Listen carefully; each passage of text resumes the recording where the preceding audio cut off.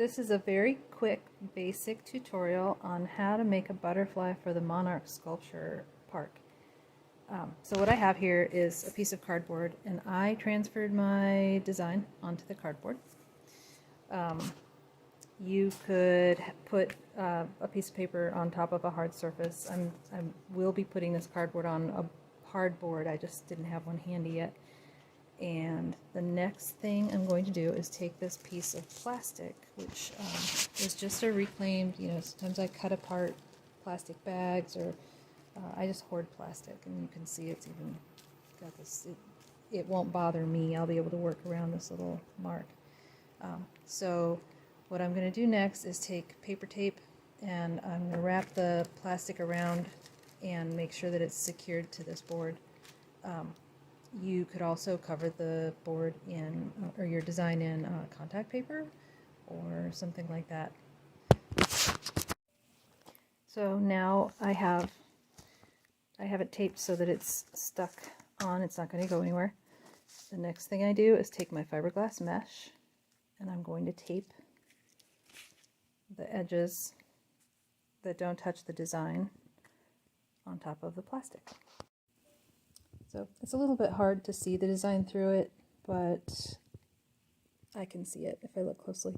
The next thing I'll be doing is mixing thinset, which I'm going to tape on another day.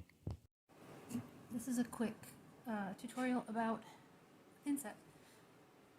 The way I have my camera placed, it's really hard for me to see what I'm doing. I want to start by saying anytime you're mixing thinset or grout, you should wear a mask. There are particulates that you don't want to breathe in. You don't want to get that in your lungs. I really like Laticrete's grouts, and I usually use Platinum 254 is the name of it. You get the white version, as you can see. I had just a little bit of water in there. I poured in some of the powder. I'm just making a tiny bit because when you're working on a small project, you're just going to end up wasting thinset if you use a lot. Now, some people, once they mix this up, they pour it into, or squish it into a plastic baggie, cut the corner off, and use it to like squeeze out like a pastry bag kind of thing. I just mix mine up like this. And hopefully you can see kind of what the consistency is, where it's not too thick so that it'll dry out and get crumbly right away, and it's not so thin that it just drips off. It just has a little bit of consistency to it. Now, the reason I use Laticrete, this stuff, this Platinum 254, I use glass. It's got polymers in it that make it hold really well to the glass. This so far has been the best thinset for me working with glass. You can probably get away with using some other regular store-bought thinsets, particularly if you work with another material, and any weatherproof material is welcome for this project. So if you do get something like Custom Build from Home Depot or Mapei from Lowe's, there you'll see an admix next to the bags of thinset, and I highly recommend that you use the admix instead of water. That adds more polymers. What it's going to do is make it so it can contract and expand. It'll hold on to your material better, and then for a place like ours where we have Washington has wet and cold weather in the wintertime, during freeze-thaw cycles, it has more ability to expand and contract with the material so that it doesn't crack and pop off. So here I've got my thinset, and I've been gluing these pieces down, and here is basically how you do it. Put a little thinset on the back, and you don't have to worry about it totally covering the back, but particularly if you have translucent pieces. Some of the glass I've used here is more translucent, and then I'm more careful to spread it over the whole back so that it looks white behind the glass, and then I squish it down onto the mesh, and it's going to stay attached to that mesh. It'll hold it really tight. If you use weld bond and then you try to ship it, I have to admit that there have been some disasters. I've had a lot of people's work shipped to me for community projects that were not still together when they got to me with weld bond. If you do really feel that you need to use weld bond instead of thin set, maybe I'll do another little step where I show you how you can tile tape it. Find some kind of tape that will hold it all down to make sure that it doesn't come away from the mesh in transit. So here's the butterfly when it's all finished. Just a quick design that I put together so that I could do a little demo for people who want to participate. And after this cures, because there's still some wet cement under there, I'll show how to pre-grout it. So it's the morning after I completed this with the thin set, so overnight it has set up and I can pick it up. So you can flip it over, you can see the back looks like this. And so it kind of gives you a little bit of an idea of how much coverage I used. And I'll be able to peel the plastic right off. The thin set doesn't stick to the plastic. So if you're sending in a butterfly, you can leave the plastic on or you can take it off. Either way works. And the next thing I'm going to show you is how to pre-grout. You may or may not want to pre-grout. If you're not comfortable with it, that's okay. The idea is that if there's a completed mosaic, it acts basically like a tile. And when it arrives, anybody at any level can pretty much install it without having to worry about the grouting part. So it just will speed up the process and make it really easy, and it's a good trick to know. So I will mix up some grout and then I'll show you how to do that. I'm actually kind of just overlooked this, but I'm going to go ahead and cut the mesh from around the butterfly. That way it's a lot easier to do it now than it is to do it after it's grouted, and then nobody has to deal with all that mesh sticking out. So I'm going to mix grout. I'm going to go ahead and put this on here, even though most people know how to do this, but I'm using a different kind of grout. It's this Permacolor Select, which means it's a white base and it comes with a tint. And I really like it because I can just keep this tint. I already opened this, so I put it in a container. I can keep it on hand, and I can keep a number of different colors, and then I just need one bag of the base, and anytime I need it, I can just mix color in it. It just makes it so that I don't have to get one giant bag of each color. And then there are a bunch of other reasons, but I won't go into it. I talk about it at length more in one of my classes for Mosaic Arts Online. But so first I'm putting, I put a little bit of the tint in, it's a powder, and then I mix that up in the water so that it's really evenly distributed. And a little goes a long way, it doesn't take very much. And then I have the base. Every time I open a bag, I put it into airtight containers so that it lasts longer. Because every time you open something with cement things, it adds more moisture to it, and so it goes bad faster. It'll last longer if you just divide it up into sealed containers. Now the downside is that it's not always easy to find this stuff. I would look on, I mean, you can look on Amazon, just look online, and then if you're a contractor, if you have a business account with one of the tile distributors, you can usually get it through them. Sometimes even if you don't, you can often just call up a tile distributor or somebody you know who does tile, piggyback on their order, and buy it through them. So I started with just a little bit of water. I added some powder. It was still too runny, so I added some more powder, and that's a good way to do it. Always just start out with a little and add it as needed. If I add too much powder, then I have to add a little water. Basically, I'm trying to get it to about the thickness of, I'd say, some people say cake batter, some people say brownie batter.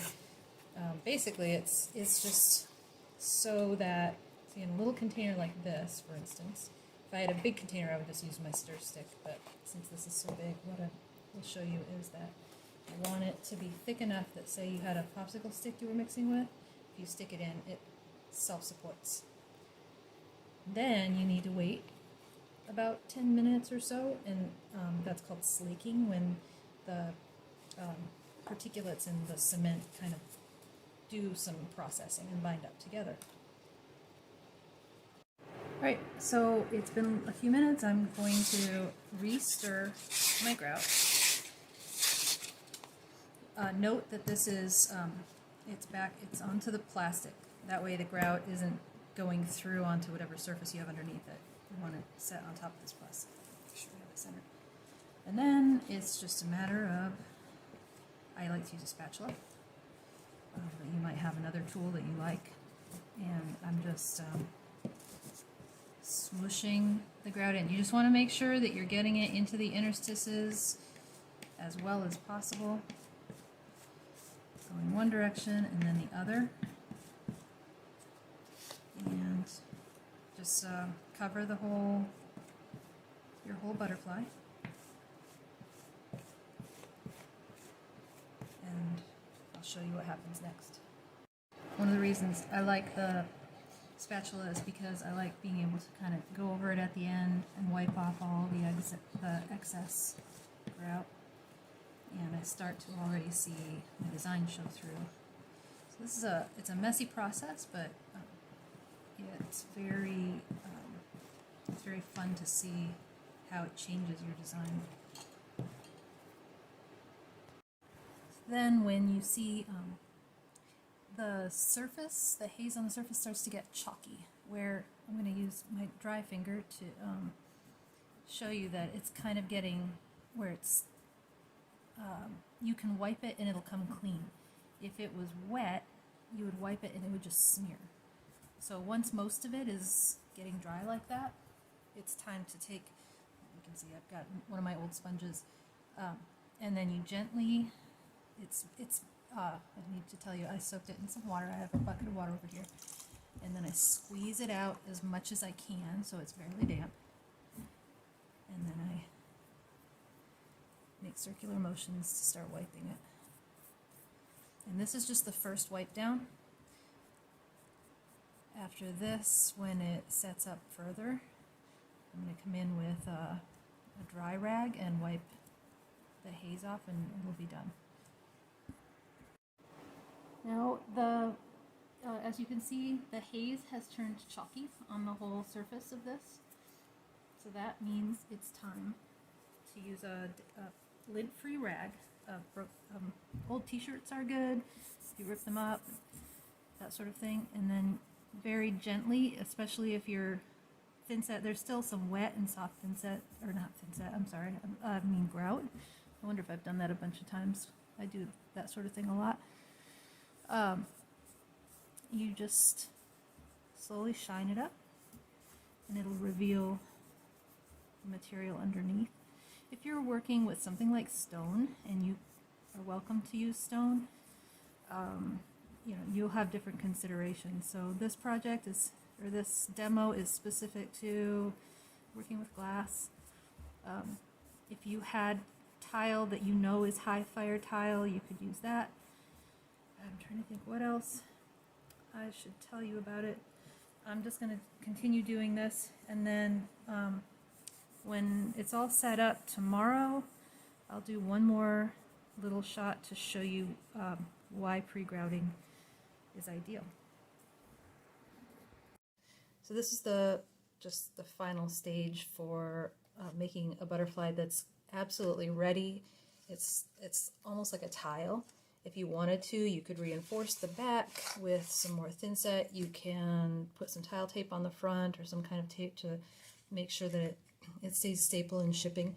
But it's like it's one solid thing, and this is going to make it a lot easier for any volunteers who are working on this project to just put thinset on the back and stick this into a wall.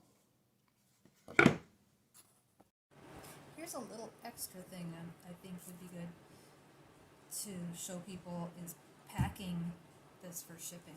So if you're like me, maybe you're not, you collect all kinds of things that other people would throw away. And one of those things is like scraps from styrofoam. I have packing material, I have parts from, these are for insulation, and I have a box that I'm going to reuse, and it's just about the right size for this. So I'm going to tape this on to this thicker piece of styrofoam.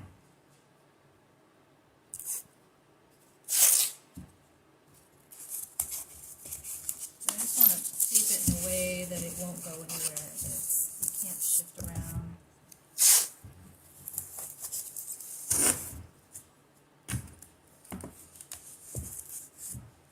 So I'll probably add just a little more to this. I'm actually not going to be shipping this, so this is really just to do the video because I'll be delivering it in person.